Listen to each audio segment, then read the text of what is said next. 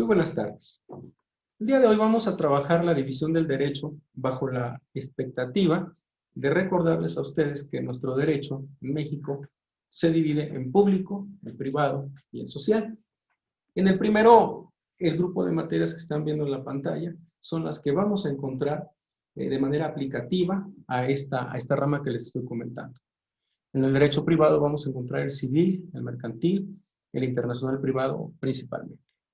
En el derecho social, bueno, tenemos al laboral, a la seguridad social, al agrario, como materias importantes que rigen este aspecto. Después de ello, vamos a recordar que en la sesión pasada ya habíamos trabajado la expresión relativa a de dónde brota el derecho, cómo brota, cómo se clasifican las fuentes del derecho. Así, vamos a encontrar en primer lugar las históricas, enseguida las reales y al final las formales. Las históricas son aquellos documentos que ustedes van a encontrar de manera general a través de leyendas, a través de monumentos, a través de códices, a través de papiros, a través de pinturas que en ellas se plantearon situaciones de tipo legal en la historia, en el conocimiento de los tiempos de todo el planeta, en especial de lo que es México. En las fuentes reales vamos a encontrar de manera muy clara el ubicarles y señalarles como los hechos y los actos jurídicos que van a tener como consecuencia que nosotros podamos crear procesos legislativos o leyes o mejorar leyes o reformar o derogar o abrogarlas con la intención de que podamos recomponer situaciones. Todo ello proveniente de la explicación del fenómeno social que se llega a vivir en México principalmente. Y las fuentes formales, precisamente, son las fórmulas con las cuales nosotros vamos a aplicar la ley y los conocimientos que de ella también tenemos. Así, tenemos el proceso legislativo en primer lugar, después la costumbre, la doctrina, la jurisprudencia, los principios generales del derecho. La ley es todo un proceso. Para que tú puedas crear la ley, de manera general tienes que explicar que vamos a aplicar la ley precisamente en un hecho determinado. Va a haber una ley para todo. Va a haber un tipo, un artículo o un concepto para determinada situación en determinada materia. Siempre se va a adecuar un texto jurídico a la conducta de una persona. Aún cuando tenga un vacío o haya una laguna en la ley, siempre la ley va a venir a parchar o a componer esa laguna. En la obligatoriedad, necesariamente el desconocimiento de la ley no nos exime de responsabilidad. Por tal motivo, el órgano judicial es el que nos va a forzar a que cumplamos en determinada materia, llámese civil, llámese penal, llámese familiar, llámese administrativa, el derecho que nos aplica a todos nosotros. La irretroactividad, sin lugar a dudas, el contenido del artículo 14 de nuestra Constitución. No va a haber efecto retroactivo de una ley en perjuicio de una persona. Ese es el primer principio que nosotros tenemos que conocer en México. En un sentido positivo, en un sentido de que una ley nueva me beneficie, sí lo vamos a hacer. Pero en leyes de otro tipo o leyes que perjudican a una persona, no va a existir este concepto. El proceso de creación de la ley, bueno, va a ser a través de la iniciativa de la misma, enviada por el Ejecutivo Federal, asesorado por sus secretarios de Estado o incluso a través de una u otra Cámara de Diputados en el o senadores en el Congreso, a través de las legislaturas de los estados, a través de los gobernadores también que pueden enviar iniciativas o en conceptos de tipo local. Y en la discusión, bueno, vamos a encontrar que las cámaras deliberan acerca de los proyectos de iniciativa. Algo muy importante que comenté en la clase pasada, decirles que los diputados y los senadores se reúnen o se agrupan de acuerdo a situaciones o grados, atendiendo la economía, atendiendo la educación, atendiendo el comercio, atendiendo la materia penal o el tema social.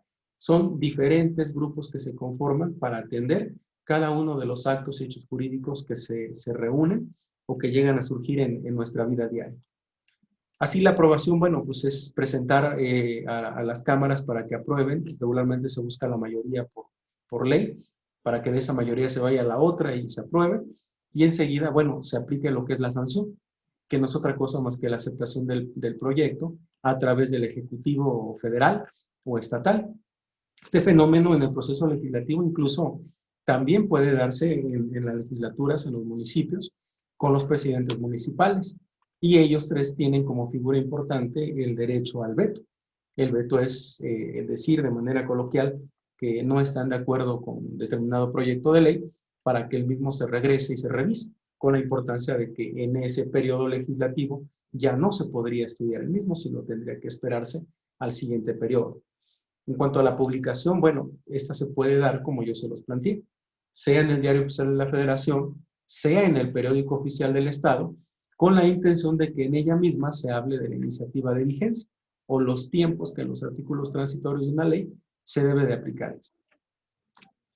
La costumbre. La costumbre es el conjunto de etnias, el conjunto de folclore, es la etnia, es el folclore, son las acciones que se ejecutan en determinada sociedad o es la forma en la que una sociedad puede llegar a vivir en determinada comunidad y que pues de manera general así lo han hecho desde toda su historia, desde que tienen uso y razón y de esta manera pues estas agrupaciones o estos grupos sociales, regularmente comunidades indígenas de nosotros, lo que llegan a generar es la aplicación obligatoria de sus criterios o sus derechos.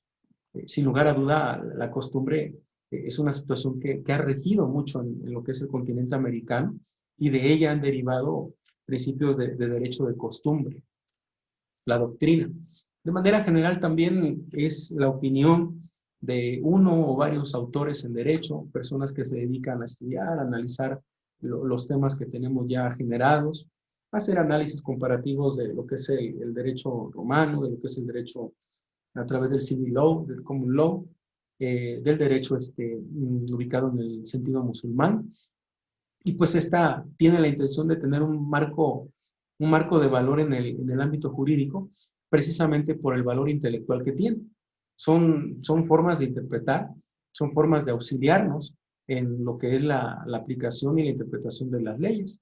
Sin lugar a duda, las leyes no necesariamente son claras o precisas, pero la doctrina puede dar un sentido, una luz para interpretar, por ejemplo, la compraventa, el arrendamiento, las sucesiones testamentarias o intestamentarias, el contrato de trabajo, las causas de despido, etc. Y la jurisprudencia, bueno, la jurisprudencia es la interpretación que hacen los órganos jurisdiccionales.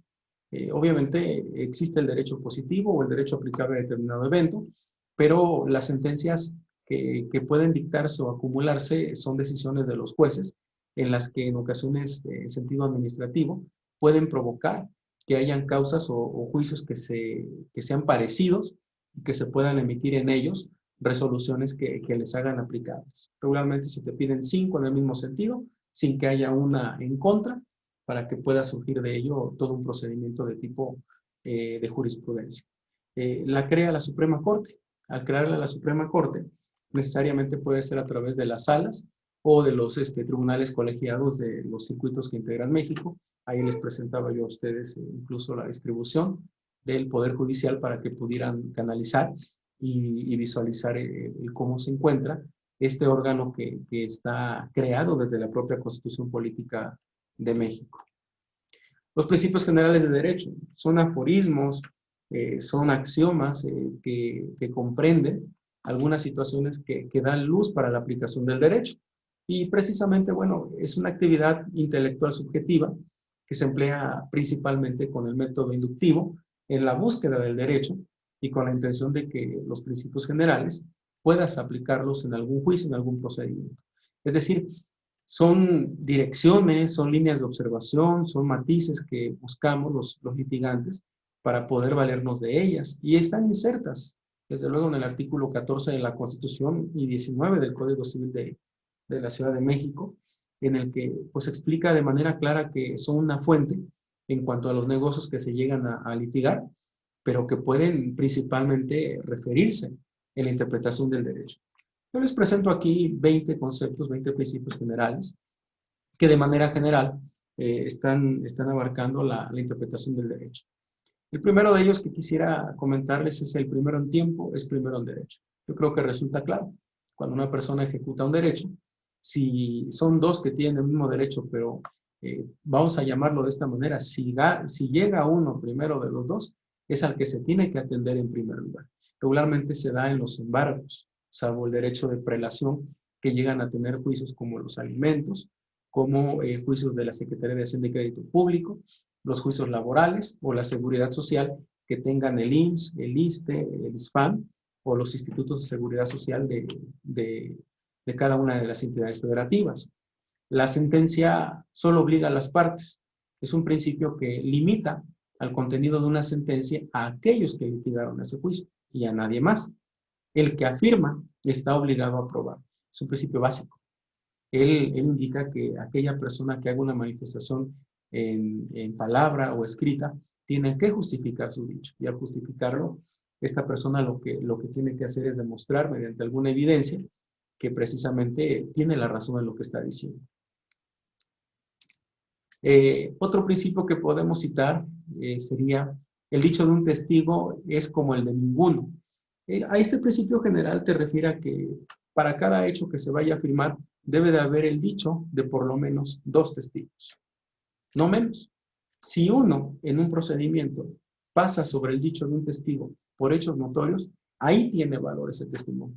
En caso contrario de que te niegues u objetes ese testimonio, no pasas por él.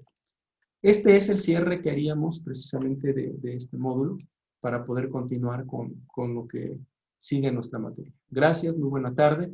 Vamos a iniciar en YouTube, en la sección de comentarios, vamos a generar una pregunta detonadora para que mi pase de lista sea el presentarles a ustedes en este video los comentarios que hagan. Voy a revisar cada uno de los comentarios, ya habilité el espacio para que puedan ustedes trabajarlo en este resto de 30 minutos que tenemos de esta clase. Sigo, voy a estar en tercer año grupo A. Yo les pediría a jóvenes de tercero C que por favor vayamos a YouTube. En YouTube vean este video y por favor su pase de lista lo hagan escribiendo comentarios, escriben su nombre y hacen un comentario de la pregunta que voy a generar. Gracias y muy buena tarde. Nos vemos en la siguiente sesión. Hasta pronto.